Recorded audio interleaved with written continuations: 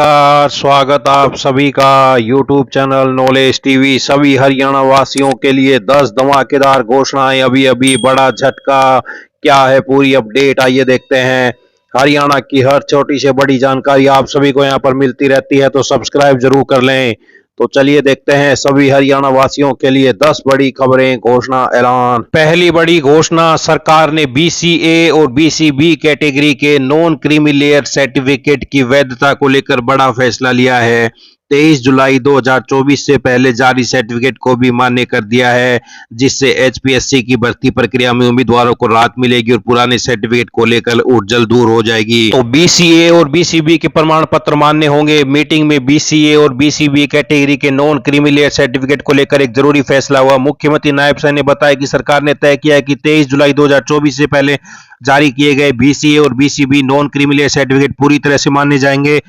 17 नवंबर 2021 के नोटिफिकेशन के हिसाब से साल 2024-25 में जारी किए गए बीसीए और BCB non creamy layer certificate सही माने जाएंगे। यह फैसला एचपीएससी के 3069 पीजीटी की भर्ती के लिए किया गया। एचपीएससी ने 23 जुलाई 2024 को विज्ञापन निकाला था, जिसमें उम्मीदवारों से नए नियमों के हिसाब से सर्टिफिकेट मांगे थे। पुराने सर्टिफिकेट को लेकर बड़ी संख्या में उम्मीदवारों के आवेदन रद्द होने लगे। इस मामले को लेकर पंजाब हरियाणा हाईकोर्ट में याचिकाएं भी दायर की गई थी। सरकार ने स्पष्ट किया कि नई अधिसूचना में केवल क्रीमी लेयर की आय सीमा 6 लाख से बढ़ाकर 8 लाख की गई है, यानी जो उम्मीदवार पहले नॉन क्रीमी लेयर में आते थे वे नए नियमों के तहत भी उसी श्रेणी में बने रहते हैं। ऐप बेस्ड टैक्सी डिलीवरी कंपनियों को सीएनजी ईवी व्हीकल यूज करने होंगे। सीएम ने बताया कि एनसीआर में ओला, उबर जैसी टैक्सी और डिलीवरी करने वाली कंपनियों के लिए नए नियम बनाए गए हैं।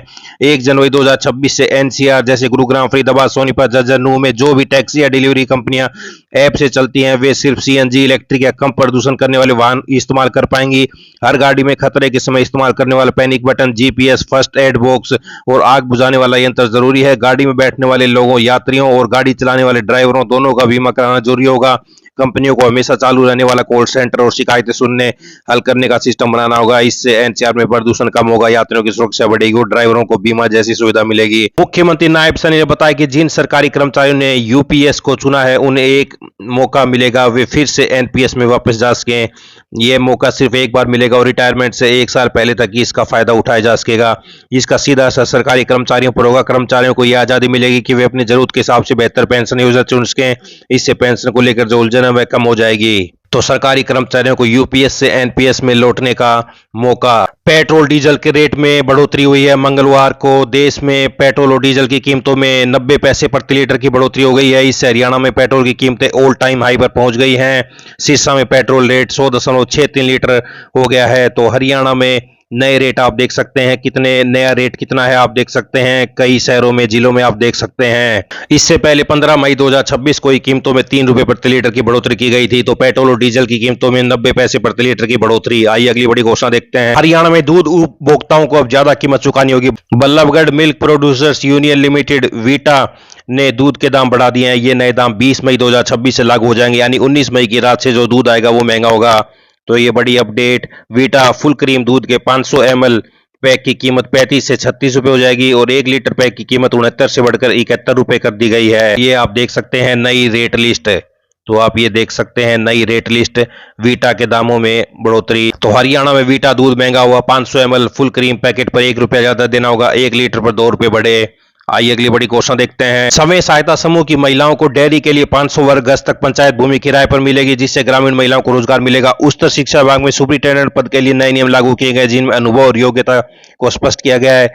नगर निगम क्षेत्रों में औद्योगिक प्लांटों को छोटे हिस्सों में बांटने की इजाजत दी गई है, जिससे उद्योगों को कानूनी मदद मिलेगी।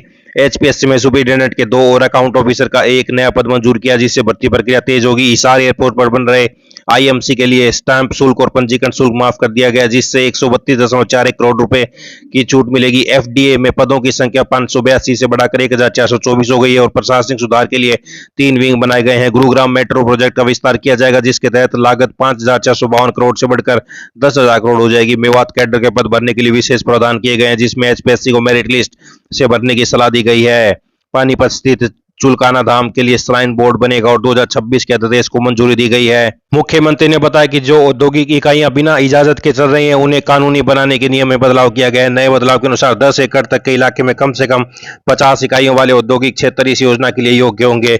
इसके लिए ऑनलाइन वेबसाइट के जरिए आवेदन किया जा सकेगा। इस फैसले से हजारों उद्योगों को कानूनी मान्यता मिलेगी, उन्हें बिजली, सड़क, सीवरेज जैसी सुविधाएं मिलेंगी। फतेहाबाद में ड्यूटी के दौरान पुलिसकर्मी की मौत के बाद हिसार रेंज के एडीजीपी ने बड़ा फैसला लिया। उन्होंने पुलिस कर्मचारियों की सुरक्षा को लेकर नाकाबंदी, ड्यूटी और सुविधाओं को लेकर नई एडवाइजरी जारी की है, जिसमें 45 साल से ज्यादा उम्र के पुलिसकर्मियों की पुलिस नाकों पर ड्यूटी नहीं लगाने के लिए कहा है। साथ ही पुलिस चौकियों से लेकर नाकों पर 3 दिन में जरूरी मूलभूत सुविधाएं पूरी करने के निर्देश दिए गए हैं।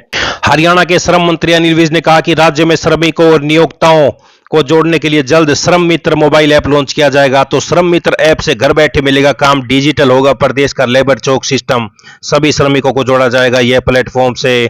तो ये बड़ी अपडेट, हरियाणा भवन एवं अन्य सेशन निर्माण कर्मकार कल्याण बोर्ड द्वारा विकसित यह ऐप पारंपरिक लेबर चौक व्यवस्था को डिजिटल रूप देगा। इसके माध्यम से प्लम्बर, इलेक्ट्रीशियन, बढ़ई, वेल्डर, पेंटर समेत कुशल और अकुशल श्रमिक घर बैठे अपनी योग्यता के अनुसार रोजगार खोज सकेंगे और आवेदन कर सकेंगे।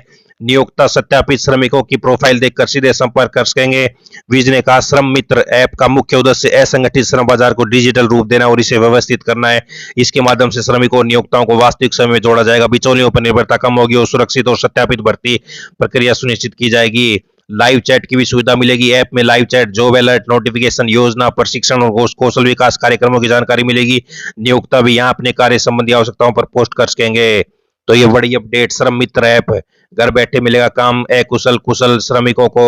तो ये बड़ी अपडेट। आइए अगली बड़ी घोषणा देखते हैं। बैठक में बड़ा फैसला लिया गया है। ग्रामीण महिलाओं और स्वयं सहायता समूह को आर्थिक रूप से सशक्त बनाने वाला बड़ा निर्णय लिया गया। अब स्वयं सहायता समूह डेयरी फार्मिंग के लिए 500 वर्ग गज तक पंचायती यानी समलाती भूमि के लिए पट्टे पर ले सकेंगे। संचालन संतोषजनक रहने पर पट्टे की अवधि 3 वर्ष के लिए और बढ़ाई जा सकेगी। इसके लिए उपायुक्त की पूर्व मंजूरी आवश्यक होगी। भूमि आवंटन के लिए समूह के सभी सदस्य संबंधित गांव या ग्राम पंचायत के निवासी होने चाहिए। साथ ही यदि किसी सदस्य या उनके परिवार के पास 500 वर्ग गज या उससे अधिक निजी भूमि है तो वह समूह पात्र नहीं होगा। सरकार का उद्देश्य ग्रामीण क्षेत्रों में डेयरी आधारित स्वरोजगार को बढ़ावा देना और महिलाओं की आय बढ़ाना है। तो डेयरी फार्मिंग के लिए स्वयं सहायता समूह को 5 साल के लिए पट्टे पर मिलेगी जमीन। तो ये बड़ी अपडेट, बड़ी खुशखबरी गांव की महिलाओं के लिए। तो ये सभी हरियाणा वासियों के लिए बड़ी खबरें, घोषणा, आदेश, ऐलान, पल पल की अपडेट मिलती रहेगी। चैनल को सब्सक्राइब जरूर कर लें। बहुत बहुत धन्यवाद।